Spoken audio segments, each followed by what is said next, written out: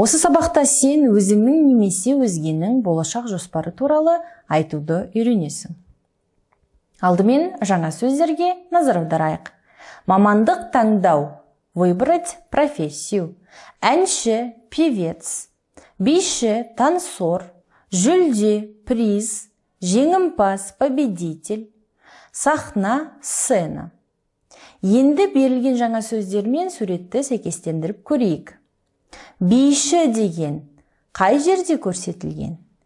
Биші деген үшінші суретте көрсетілген. Сахна деген нешінші сурет? Сахна деген екінші сурет. Әнші қай жерде тұр? Әнші бірінші суретте тұр. Жүлде нешінші сурет? Жүлде төртінші сурет. Және жеңімпаз бізде ең соңғы суретте көрсетілген. Ал енді Жеңіс пен Алтынайдың жоспарларымен танысып көрейік. Жеңіс. Ертең мен байқауға қатысамын. Монолог оқимын. Қазір сахна киімін дайындаймын. Содан соң тағы жаттығамын. Алтынай не дейді екен? Алтынай. Ертең мен үлкен сахнада өнер көрсетемін, билеймін, ән саламын.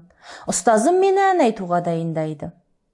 Ал енді Алтынай мен Жеңістің жоспарларымен танысқан болсақ, енді сол жоспарлар бойынша сұрақтарға жауап берейік. Ертең балалар қайда барады? Ертең балалар байқауға барады. Жеңіс сахнада қандай өнер көрсетеді? Жеңіс сахнада монолог оқиды. Алтынай қандай өнер көрсетеді? Алтынай ән салады, би билейді.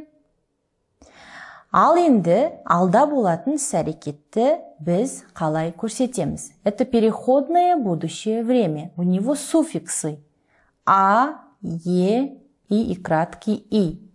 Они приходят после корня. И после них добавляется окончание лица. Здесь показано окончание третьего лица. Например, барады, пойдет, билейді, танцует, ән айтады, поет песню. Жақшадағы сөздерді өзгертіп жаз. Давайте мы их будем написать на будущем времени. Ертең Жеңіс байқауға қатысу. Ертең Жеңіс байқауға қатысады. Ол сахнада өнер көрсету, гитарада ойнау. Ол сахнада өнер көрсетеді, гитарада ойнайды. Ертең Алтынай байқауға бару. Ертең Алтынай байқауға барады.